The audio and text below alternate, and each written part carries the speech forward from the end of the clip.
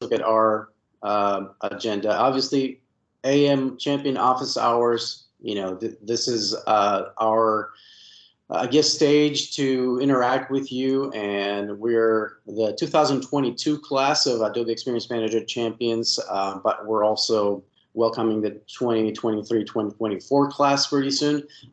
We have our website, which I'll share the QR codes that you can scan and join our site. So our office hours are mostly topics that change monthly. You can see in the screenshot here the different the past events. We've done. We've done workflows. We've done tips, tricks, and best practices. We've done the session on Cloud Manager, so you can go back to our website to see those past events on demand, watching on demand. And so we interact with you, AEM practitioners, developers, other clients, and as always, feel free to submit your questions in the chat here, and subscribe to our website to be notified when a new event is scheduled. Today's panelists, I'm going to start from left to right. I'm going to exclude myself here. I'm Greg Demaris here, the second to left. I'm a web content product owner at T. Rowe Price. I've worked with Adobe Experience Manager since 2009, 2010. Yeah, currently I'm a 2022 AEM champion, looking forward to all the great updates from the product management team, but there are a lot of great things happening in Adobe Experience Manager. And of course, the Champion Office Hours is one of our, prime outlets to let you know about all these updates. So without further ado, I'm going to introduce everyone else here. If anyone wants to introduce themselves, feel free to do so in the chat, and also unmuting yourselves and letting us know where you're calling from. But we'll go from left to right. First, we'll start with Venkatesh. Hi, Venkatesh. Hey, hi all. This is Venkatesh. I am a multi-solution architect from Qatar Airways. So today's topic is more of like a headless. Very excited to get interesting questions. We'll get it answered. Thank you, Venkatesh. And next, we'll go to Brett. Sure. Hi, Brett. So Brett Brischbach, SVP of the Adobe practice at Bounteous, certified AEM architect as well. And I've been here so long that I'm sporting the old HS2 garb today. But yeah, done a lot of hands-on implementations over the years, been in AEM for maybe about 9 years now. Great. Thank you, Brett. And Max has joined us from down under, from Australia. So Australia, yeah. It's middle of the night at the moment. Hi, everyone. Thanks for coming. Max Boras, CTO at Ancora. Also certified architect, developer, and DevOps in Adobe AEM. So yeah, I'm happy to take questions for all sorts of areas. So I'm very excited to do the headless with us today. Thank you, Thanks, Max. Greg. Thank you. And last but not least, Rami.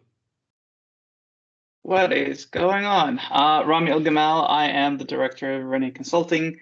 We specialize everything in everything Adobe, so anything from AEM to target analytics, customer journey, et cetera, et cetera. I am also a certified solution architect on AEM and part of the 2022 Champ program.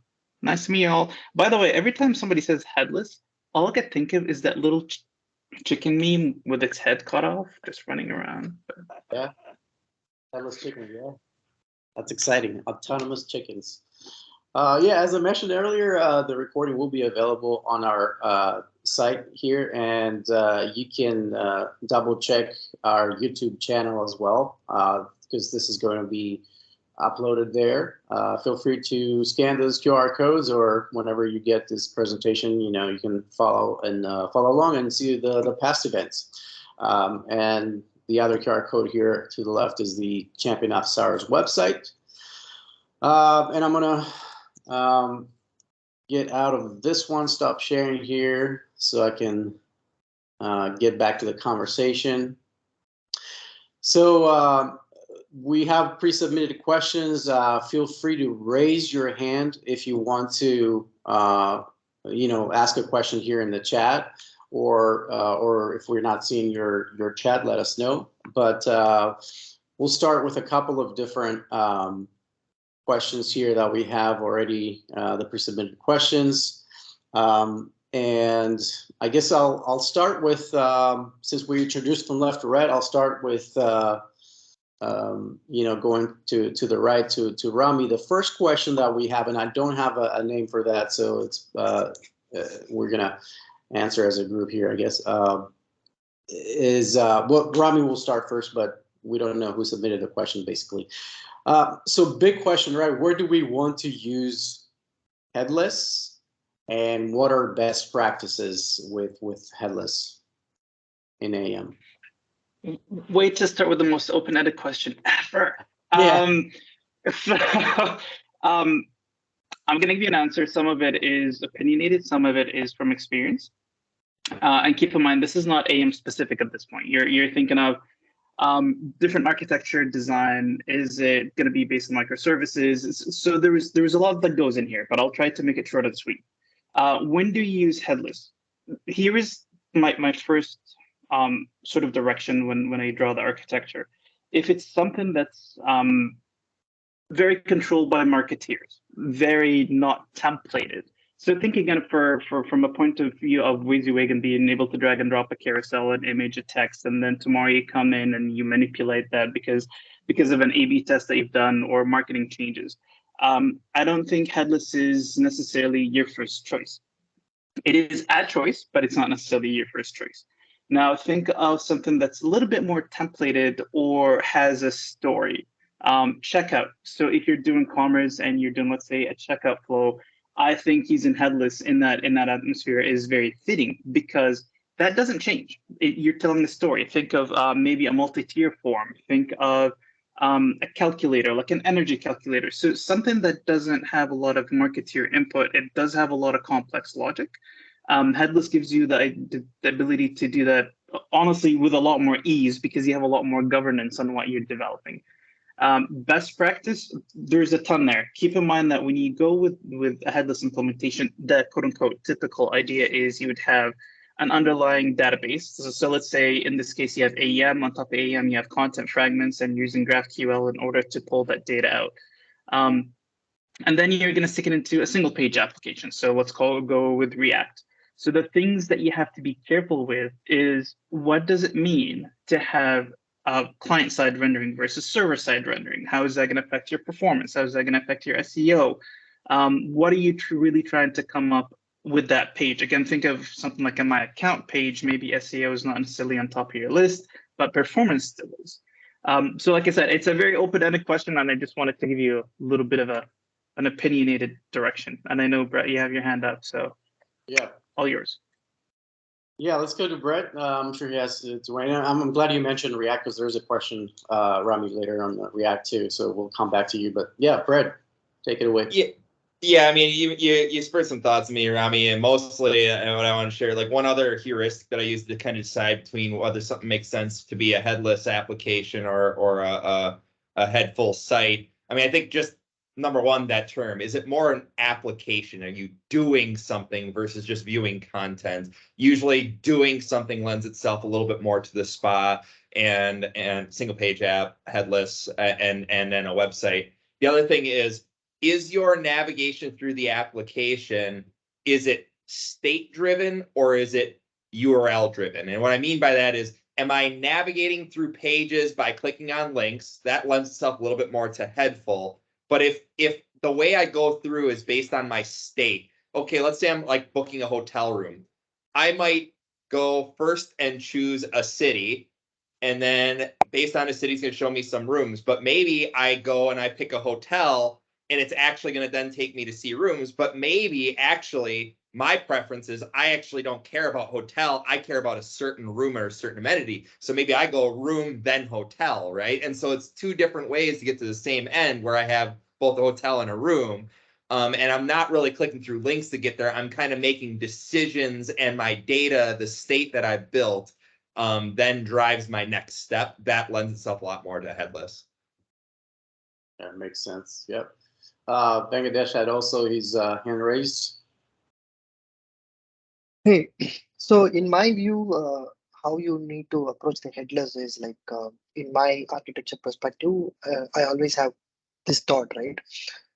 Whenever you think of an informational heavy, where you are giving one-way interaction, where our customers comes in, they click on a page, they just want to see an information. In such kind of an aspect, you need heavy SEO as well to drive into that page to give them more information about it. You will choose a headful. Where your users are more of like a two-way interaction, they touch and feel it and interact with the flow, and like a widgets or a single page applications, more of like an app kind of a nature, where you don't require to be driving a traffic over informational page to feed them. It is more of like a experience that you want to build. In such cases, we would go for an headless. Yeah, makes sense. Max, do you want to weigh in? Like your last, yeah. I mean, very good. I'll add to it with my perspective on obviously the web, right? I don't see any big differences between headless and non-headless. To me, it's just basically comes down to like if a lot of big organizations may already have like big teams of feds, you know, and they're busy and they're doing stuff. So if they have a way of doing stuff, if you introduce AEM to them, they're just gonna go like, nah, we don't do this. I find that it's too hard to change. If they already be building React and have a full React shop, there is no way they'd be able to do AEM in like AEM native web. They just don't. They're gonna go para. That's fine, and that's good. So if you have that situation, don't force on them AEM. It's just not gonna work. It's not gonna grind. They're not gonna get their heads wrapped around it. At the same time, they already probably have built frameworks, methodologies, concepts, deployment pipelines around an architecture around headless. So it's no point doing anything else. And you just basically play with that. You can still choose all the content to it. Another aspect that plays into that as well, some organizations like banks, for example, they want to have like consolidated style guides and style sheets and styles to deploy, and that just kind of lends itself in a sense, if they're already doing that across other channels, they'll have digital channels, they will probably already have headless stuff, right? So you're just basically going to be fighting a losing battle with them. It's just going to be literally, no matter how much you want to convert them, or say, hey guys, come to this side. It's just no point fighting it, and just let them do that, and that'll work. It'll work better for them because there will be all the native stuff that they use. You know, they can use their tech plus use the content from AEM. And you get best of both worlds. Yeah. Right. Great points. Yeah, I don't have much to add, obviously, but it's funny. An anecdotal story. The other day, I was talking to someone about content fragments and using them in a headless environment, and a lot of times, I'm coming from a content author perspective, for example, but also like some developers too. They don't think about it as a component that I can break down and use in a headless environment, because I was specifically referring to something like, yeah, you can see that information in your car, like if you have Google Play or something like that, or in your refrigerator, like anything, information about the weather on like smart devices like that. So that all is part of headless, and a lot of times we don't think about that. But yeah, that's the only thing I wanted to add here. I know Rami has his hand up. Not physically, but yes. Even though that would be funny, we should do it through like everybody turn on your camera and you have to go like this. Anyways, just a really quick point, right? Max actually brought in a very good point, and I see this in and out with a lot of clients where sort of you've ran into the circle that's very fully developed when it comes to your CI/CD, your tech stack. So one thing that I've used with a couple of clients at some point where they're a React shop, but they're moving to this AEM, and we've had a lot of pressure. One of the reasons you want AEM is the WYSIWYG idea, right? It's the fact that what you see is what you get, and you're able to drag and drop, you're able to manipulate the pages. So I just wanted to say, do not forget they also have the tool of Spot Editor, right? So you can still develop React, you can still develop Angular. There are other ways for stuff like Vue.js, right? So there are ways where you can develop components like element with a SPA technology in the back end. So just keep that in the back of your head, because it does help. Yep. Sounds like we have a party. All right. Let's see. I guess we can move to the next question. Girish, I don't know if you're on the call here, but feel free to jump in. The question was about how related to building on React nodes and things that Rami mentioned earlier and others. How is AEM Headless needs to be designed if product pages are planning to be built on React nodes and when the data is coming from external API endpoints? I don't see any hands raised, so I'm just gonna pick anyone. Oh, Megadish. Oh, everybody. Okay. All right. Good. We'll go in order of. You need time, yeah. Okay. Go ahead, Okay. David. So I'll just start with that. The very important aspect when you are start using from React or Angular, as you are choosing a headless approach within AEM, the headless approach within AEM is more of like a structured approach, right? So you may need to have a proper information architecture. You need to understand how you want to have your kind of, because the one challenge with the headless is you cannot visualize like how it is going to present in the page, right? Where are all, how the mapping of the screens, what all the screens are going to come in, how you are going to do an one-to-one mapping of a screen versus the content. So that is very, very important. You need to work on an information architecture where how error messages are all you are going to segregate, how you are going to put the products separately. So based on your concept and context, you have to apply and then create your structured content properly. Right. That's the great approach to recommend here. I see numbers on hand, so I'm going to go to Rami next, and then Brett. Rami. Yeah, see what happens when you don't use the button, Max? You can't use the hand. Okay, I'm happy to It go doesn't last. have a number. But really quickly, here's what my challenge with this question. So I'm looking at it and I'm thinking, okay, so your Glass is a React application, right? It seems like it's React is your Glass, but yet you do have Node in there as well. You're saying that the data for the product is coming from an external endpoint. So I'm guessing you have a PIM somewhere, right? So there is product management done somewhere. And then I am guessing you probably have a commerce engine somewhere because you still have your transactions, your ERP, your inventory, and all this good stuff. My question is, why AEM Headless? At this point, you have not given me the one thing that we need. Where are you using AEM? And I think that's the question that you need to ask yourself first. What data are you trying to pull out of AEM to start with? If I had to guess, it would be something like maybe you want some assets. You type that as I was saying it, thanks, Max. Or in a lot of cases, you get complementary marketing data as well, right? So if you think of a car, you have all of your sort of commerce flow or logic between a car building application, but let me think of maybe a little bit of marketing. Hey, look, this is red and really cool. And if that's the case, then that's one way of building it. But really, you have to start from your architecture diagram where you can go, okay, so I have the Glass. I have a processing, almost like a processing interface. And I'm thinking in this case, it's your Node application where it's going to do the gathering of data before it passes it on to the React application. So you have multiple API endpoints, not just the one. You have one for data, right? That's coming from PIM. You have one from AEM.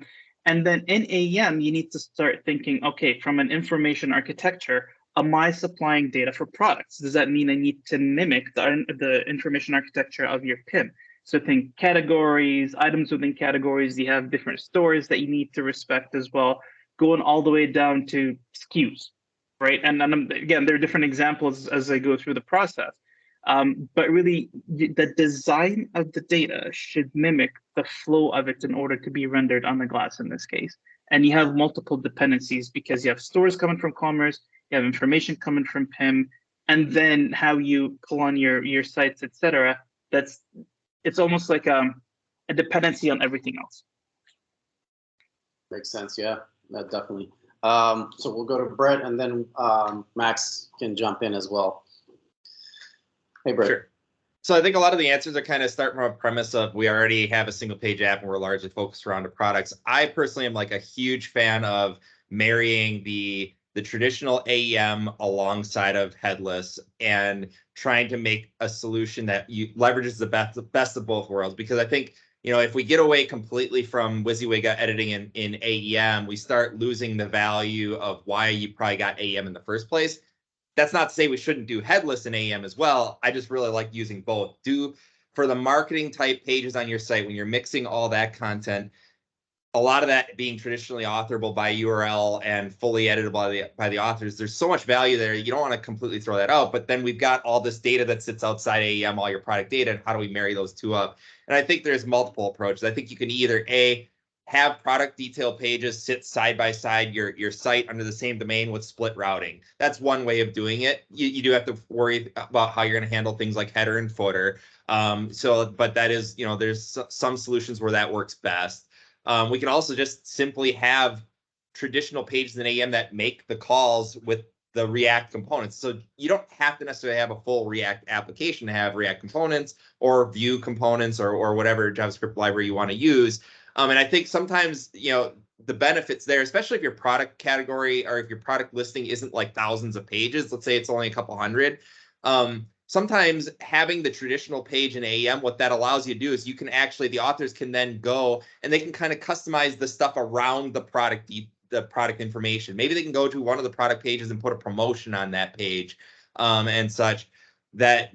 Because you're making that page still an authorable page, even though the main guts of it are still going to be at runtime fed in and fetched. So I do think there's multiple ways where you can get these things working together so you don't have to completely subvert either approaches, and the marketers get what they want. And for the pages that are more data driven, those are a little bit more headless and controlled by the developers. Great. Yeah, great input there, Brett. Thank you. Max, I know you already mentioned a couple of different things in the chat, but yeah, go ahead. I think Brett covered it quite well. Yeah, I suppose you're marrying headless, and if you're going to be headless React and AEM, and if you're going to be having a lot of participation from the authors, yeah, you might even look at using experience fragments and actually bringing in some content directly into AEM, like sort of like a rendered content, so that you can still allow the authoring to be rich. And you to be using your headless app framework to basically use it, maybe even use AEM for configuration, similar to how AEM uses its own data structure to configure, dialogues, for example, and all of the like authorable things, You can also have that stored within AEM and actually have a kind of authoring in there for it. Like if you want to change the structure of the app through AEM, you can store the content in there, right, instead of storing somewhere else. That makes sense, yeah. Venkatesh, do you have your hand raised, or is it my impression? No, I'm good. All right, good. All right, we do have one question coming in the chat, and we'll get to it next. Just wanted to cover one more from the pre-submitted before we go to that one.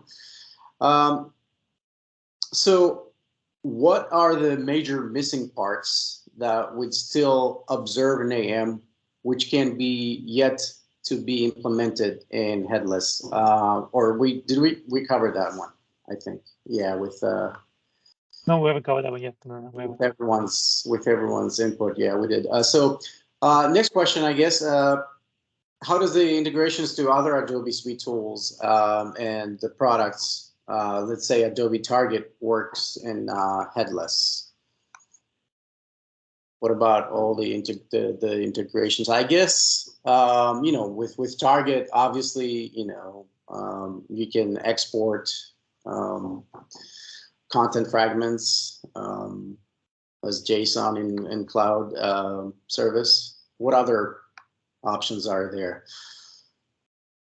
Let's start with Rami. I don't think I was the first person to raise my hand. Somebody, I'm not going to say who, tried to raise their hand, but then they put it down. Anyways, okay, so the answer is Target has no dependency on AEM, right? At the end of the day, Target as a tool is a personalization tool. which means I can use it on a single page application. I can use it on other CMSs if I want to. It does what it does, which is personalization. How you feed the data to it, because there's in and out data feeds. So if you're looking at something like the recommendation engine, so if you're going a little bit more advanced into Target and you're feeding like PIM data, or you're feeding different offers, et cetera, that's just using the engine of Target, and eventually it'll spit out something to be used on a site, right? It marks a div, there's an inbox, it goes in and it swaps things. So I wouldn't couple these two in any way, shape, or form. Now, if you are using AEM, what AEM will provide you is ease of use when it comes to creating some of these offers. So for example, being able to create an experience fragment and pushing them to Target as HTML. So instead of having to go to Target and type in HTML, there's an easier way to do it. To Greg's point, there are multiple ways of pushing data into Target. So again, just to sort of decouple the in and out. In, AEM will give you some tools to make your life easier. Out, regardless of what you're using or what platform you're on, it's a glass and you're going in and you're manipulating that glass. Yeah, great points. And Greg, I don't know if it's just me, but your picture is stuck. My picture's stuck? It's a good It picture is. though. It typically is bad, like somebody, poking their nose or something, but that was a good one. Who allowed this? All right. Yeah, I hope I'm back. I don't know. That's probably network, because on my end it's moving. Have you tried unplugging and plug it back in? Yeah, I could. Are you still? Am I still stuck? Yes, you are. Oh wow. Okay. Well, let me go to Venkatesh while I try to resolve my technical issues.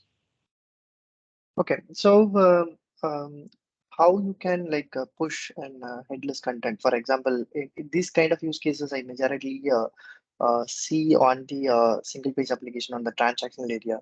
When you think about reusing a content, for example, there are certain ways you created content as an asset, right? And then you are doing an omni-channel delivery of the same content to the multiple touch points, right? In such cases, people might go for this the headless approach, and they want to share this content to different touch points, to the target as an A/B test, as a separate content kind of a thing, right? So AEM from I think Service Pack 6.5.10 onwards, they actually providing two options to export an experience fragment, right? One is experience fragment as HTML, and you can also select experience fragment as a JSON only, and you can also select experience fragment both HTML and JSON together. Yeah, you have to be a bit careful on the externalization of those content fragment, the URLs externalization and all, but there are options available, right, with the experience fragment as an out of box. By doing so, what is the backend it's actually doing is it is just doing a Sling model exporter, right? You actually go and hit model.json, whatever the JSON you are seeing out of the experience fragment, that's what getting imported. So you have to be very clear on who is going to use this JSON. You have to understand what is the ICD it's going to give, and they have to do that coding accordingly. Then only it will work. It is not like, okay, you just import it, export it to the target, okay, it will come render automatically by consuming that JSON. It won't. You should have an appropriate logic on the consumption point as well. Yeah, so you have to be very clear on that. Sounds good. Am I still stuck? All right, good. You're good now. By the way, Greg, did you notice we do have a couple of questions that came in the chat? Excellent. Okay. Yeah, I was going to say we have two chat questions and two more pre-submitted. So we'll try to cover everything in the next about a half hour. But we could, whomever wants to stay over, these guys can talk for days. But let's not encourage them. All right. So let's go to the first question that we have in the chat by Esteban. Hola, Esteban. Do you think we can run into issues with AEM becoming a database filled with content fragments if we don't use them correctly? Because Esteban noticed that Adobe has been attempting to address performance issues related to the large number of content fragments.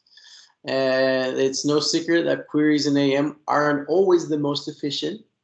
So do you believe the content fragments might in some way work against the idea of minimizing the use of the queries? It's a good question. Yeah, I'll jump in at the end.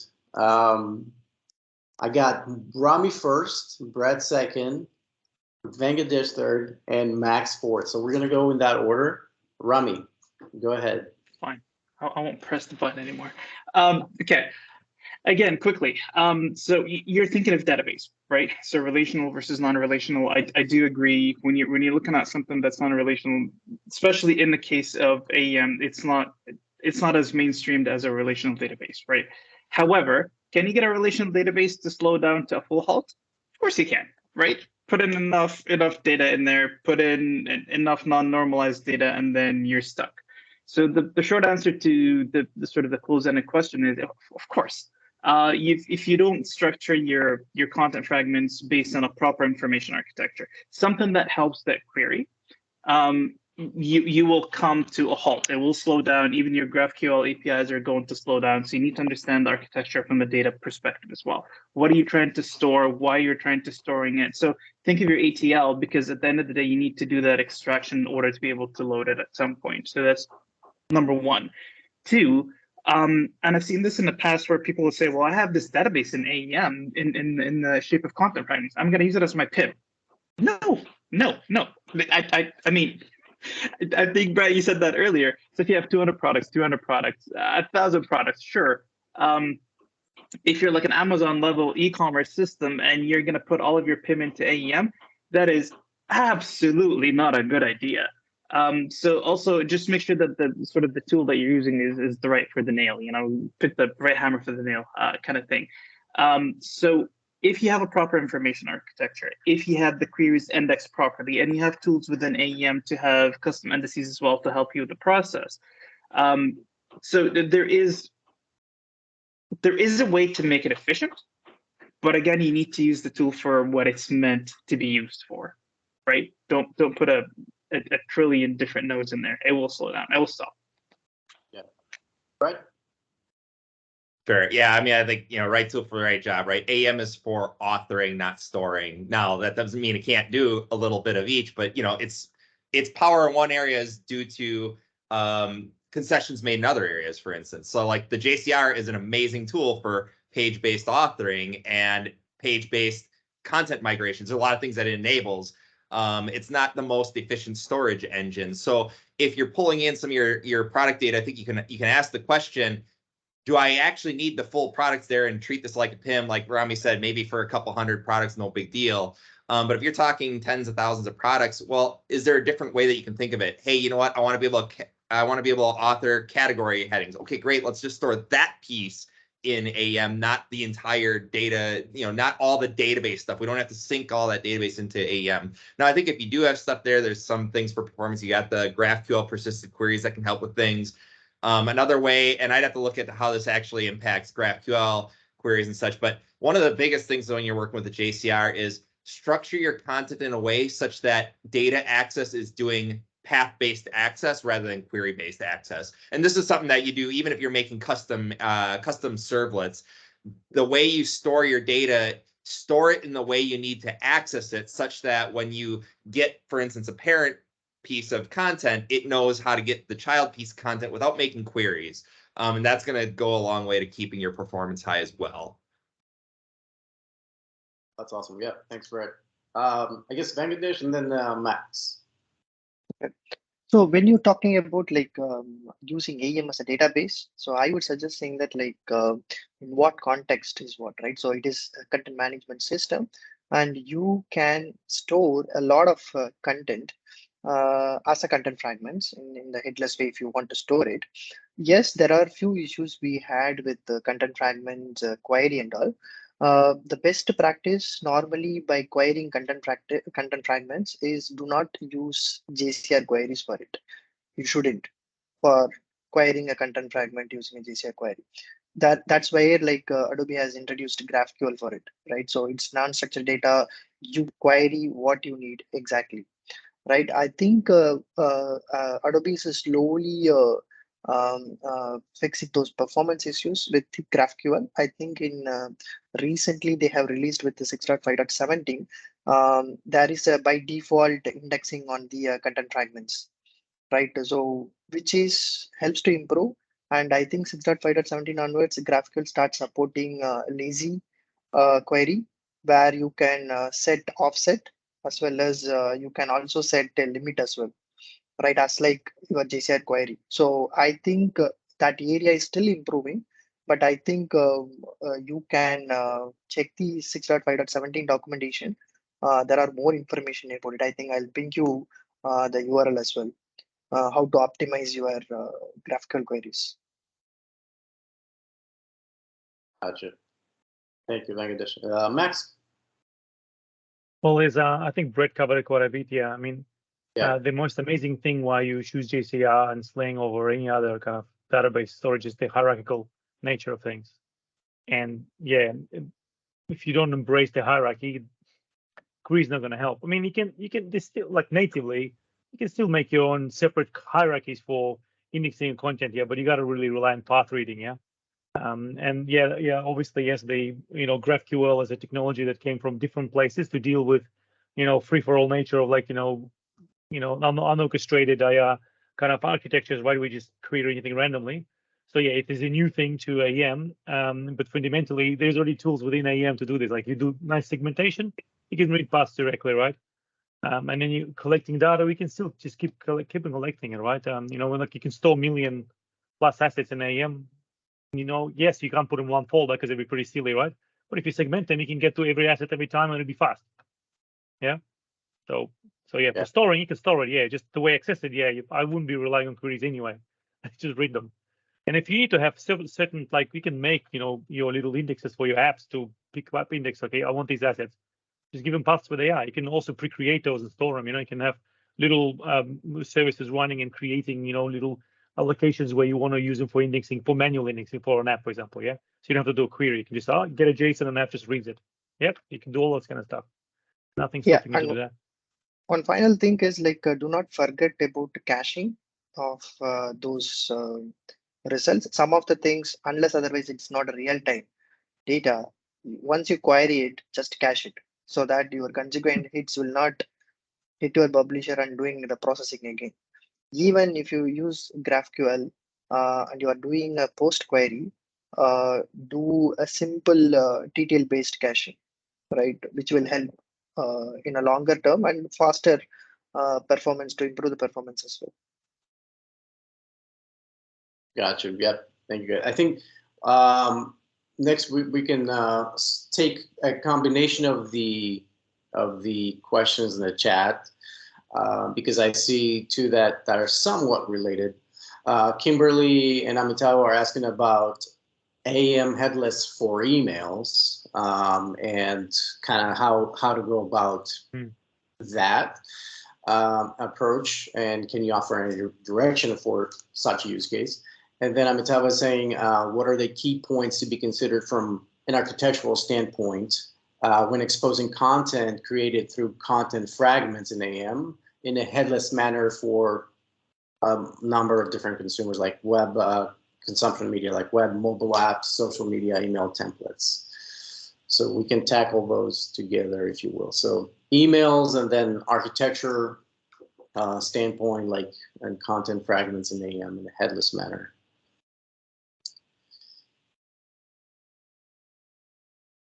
We'll start with Max. Well, I mean, I think with the conversation we're just having about the content architecture, right? I mean, fundamentally, if you're using SaaS, all the architectural pieces are in place for you, yeah? So if you create things for caching, you sort out your caching strategy for how long things should be cached and why, yeah? Because if you have a lot of assets, you want to. Of there's another item down there about where should you store product catalogs and contact forms. Yeah, if it's static assets and you just want to store them and read them, yeah, it goes into AEM and you can do your caching. Segmentation, very important. Don't stick it into one folder because then your queries are going to be killing itself. I'm keen to know for that headless for emails, I mean, is this was about using some sort of authoring within AEM, storing those emails and sending them? Because really, if you're headless, you're basically saying, well, you're going to build this yourself, some sort of UI for doing emails. There's already tools within AEM to do these things anyway. Right. Anybody else? Yeah, Rami? I was actually going to ask the same question, because it depends on the scope of how we're using emails. You can create email templates. The short answer is you can create email templates in AEM, have it be have an API, regardless of, at this point, I don't see it as a GraphQL, probably like a REST call that goes in and pulls that template. But you still need an engine somewhere that goes in and does your variable replacement, right? Like hello X, Y, and Z, and here's the sort of the template of the email. Because an email has multiple parts, right? So there's the actual email, right? So the contents of the email with the variables. There's also the assets that get attached to that email. So that's also, and keep in mind with emails, it's not like you can reference an asset from your DAM directly. There's a lot of magic that needs to be included in there, because the governance is higher on an email. So I feel like there is a way.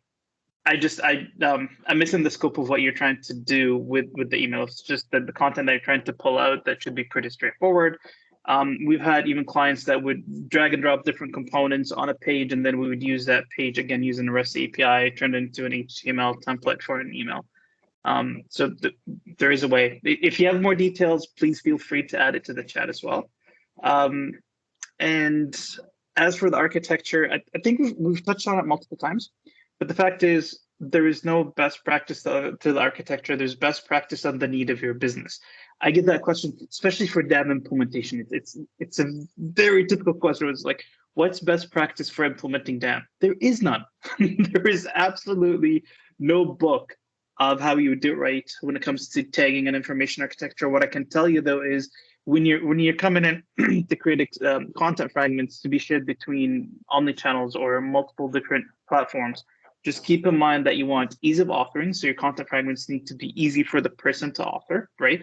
The information architecture of the site should be easy for the person, the author as well, to go in and find the right spot to go in and author the content, but also easy to be able to pull the data out. Max came up with a really good point where it's like information architecture first, and I think, Brett, you mentioned that as well, where try to do your search using the path. Now, once you come to a point where you've found the path or the group of elements, you can then use GraphQL on top of it to go, now within that set of structure, find me the content fragment that has A, B, and C. These are sort of the guiding rules, but I don't call them the only way. It really depends on what the business needs. Yeah, that's a great approach. Venkatesh. Okay, so I'll touch base on the architecture side. So whenever you plan for an headless implementation, normally how you will approach this is my thought process. Is like you will have a clear information architecture. You know what is the structured data, and you also need to know like there are multiple ways you will expose the JSON in AEM, right? You have simple exporter based for just like, for example, already you define a page. It is already in editable template format, and you don't need to build an headless just for content fragment, just for exposing that particular page as a JSON, right? It is out of box already.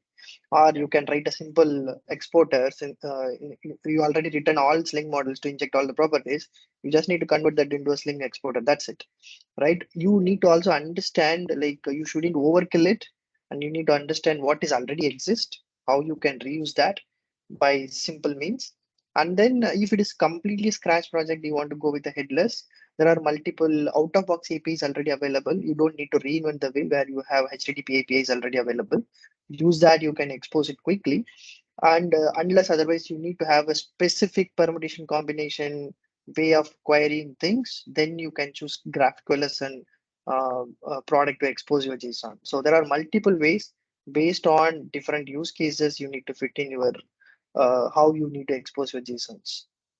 And you can also use content fragment variations for catering different same content, but you need to have different variation for mobile app, social media, email template. All those things you can create as a variations, and using a simple HTTP API will get all your content out of box. Yeah.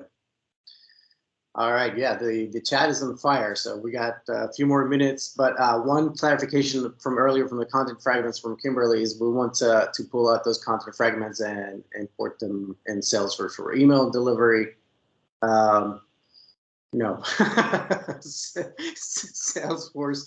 That's Rami's favorite. Yeah, a lot of people's favorite.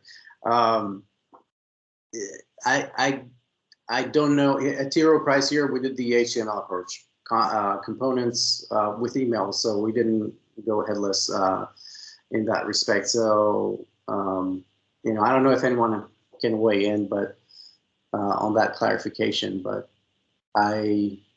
anytime I hear Salesforce, there's a lot of work involved in that. Max? Well, yes, I asked some questions to Kimberly. I mean, fundamentally, if you're sending static data, yeah, content fragments are fine. It could be assets as well, yeah. If you have templates, if you basically want to send like a templated email with some sort of variables, yeah, you can obviously author them within content fragments and make some templates, models that have, rich text fields and so forth. You can also do that in AEM as well. You can make pages or experience fragments here and push them as well. It's really, yeah, I mean, because essentially Adobe would have said, okay, we need a store where you can WYSIWYG some sort of responses, emails, templates, content. That's AEM, great. And then headless would have been, yeah, well, you just want to put the Salesforce, sure. So yeah, of course, if you can look at your content and understand how author's going to be creating it, yeah, definitely it will be the right place to do it. I also want to add to these questions from Esteban requesting about the combining of both worlds, and does it always end up an SPA project? Yeah. Not really. I mean, SPA, I suppose it's again that's like you building, standalone apps essentially. Yeah, it's a one experience because you're just sitting on that page and that stuff. If you think of a normal website, you just build it like you would normally. You pick up nice framework that's HTML friendly, and then you're not limited to kind of just one type of widgets you can build. You can start building things and pulling in other kind of frameworks together. Yeah, so just you can. There is, I think, the time of just normal feature-rich websites are not gone. So I mean, SPA or headless doesn't mean you can't have a rich website. Of course you can, yeah, and you have more flexibility in having a site which has some parts SPA, some parts are widgets within a page. I mean, yeah, and it's still authorable, and that's be very hard to achieve in like a purely developer-driven application, because you're just not going to have enough cycles in a day to release new things you want to release. Yeah, like say if you have a 10,000 page website, imagine that's an SPA app. It's going to load and load and load. Yeah, and so I mean, some websites are 10 years old, and they're just authored over the years with different things. So it doesn't have to be SPA. You can there's off-the-shelf HTML frameworks which give you richness you can just use, and let authors create your experience for you. Got it. We'll switch to the two pre-submitted that were left. I think we addressed the different use cases for pure headless, and we mentioned hybrid and the combination of both. There's one more pre-submitted question that I want to get to, and the way it was phrased, it's kind of like open for interpretation, but it says like dialogue creating multi-value fields, same methodology couldn't or weren't able to replicate in headless GraphQL. I think it refers to component dialogues and multi-value fields, but I'm not sure if you guys had any input on that. Yeah, it's kind of hard to decode what it is Yeah. there. So maybe if we get some more updates on it, we can cover it Yeah. afterwards, I reckon. I was going to say, if you're in the call, feel free to submit more details on that. We can take that on. And here's what I've seen in the past, just really quickly. So content fragments allows for multi-fields, but they're not custom multi-fields. So you can have, let's say, a text set, or essentially what they're trying to do, because at the end of the day, you almost want to do this relationship that's almost in a relational database where you have the primary key and the secondary key. So if you want a content fragment that has a custom multi-field in it, what you end up doing is you would create a model for that field. So think of it as, okay, car. Car will have a brand, number of doors, but then it will have an engine. That engine then has the number of cylinders, the size of each cylinder, etc. So that becomes another model. In some cases, or our sort of default push is, well, why can't I create a custom multi-field that has all these fields? Which you can have your own JavaScript, but the way it's being stored in the JSR is a single element as a JSON. I've seen a couple customizations on some open source repositories. So now if you pull that into GraphQL, for GraphQL to them, it's a single JCR property and it tends to break.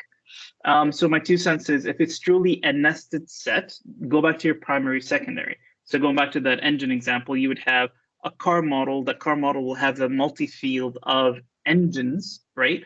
And then you would have an engine model, and then you would create these models and select them, and then you keep nesting it that way. If I understood the question correctly. Yeah. Agreed. Yeah, we got like 5 minutes left, official time. We might have some extra playing time, depending on if something comes in the conversation here.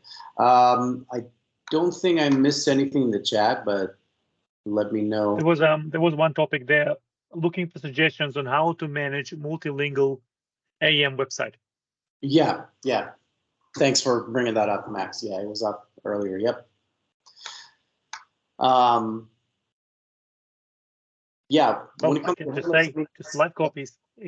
Make some language masters. Have a nice content architecture, so everybody knows what the brands are. Everybody knows what your languages are, what your locales are, and just make sure you use the reporting to know where your things are being copied into. I think that practice of doing your language masters and making pages in there is going to be important. And then using your, for example, launches to actually update websites, so you don't get to the scenarios where you just like, just go and modify it in that site. Because now you never be able to reconcile it, yeah. So yeah, it will require a bit of an initial kind of changing mindset from everyone, yeah. It is not, your site is, for the authors, that site there is not just a play box you just make pages in, but there's a bit more concentrated effort for it, because you're going to have like translations from a language. You're going to pick one from which you can translate, and you can have your language master for that and just replicate all the pages. I encourage maybe reaching out if you have ability to some like companies like airlines that they run AEM and they have 32 languages. You'll see like they have a lot of rigor around having language masters and yeah, exactly. If you allow me to expand the question, so essentially is for that matter. I have this implementation that is starting barely from the scratch, but essentially the client is needed to have multi languages. So, but one challenge that we're trying to avoid is to having the same content structure and the same hierarchy, but having different languages. So that is the main question, because one thing that we would like is to, as you said, trying to avoid creating 30 content fragments that are essentially the same structure but different languages. So essentially your hierarchy is going to be a site, and then you have languages and locales. Yes, you have regions and languages, right? So and underneath of that, because you're going to be basically from language master, going to be replicating those into live copying them into the different like languages, right? Regions, languages, yeah. So that'll maintain for you the structure essentially, yeah. And then you will replicate the same kind of hierarchy for languages within your experience fragments and your DAM as well, so that you can have that because you can do live copies of and copies in the DAM as well, and you can do translations in there as well.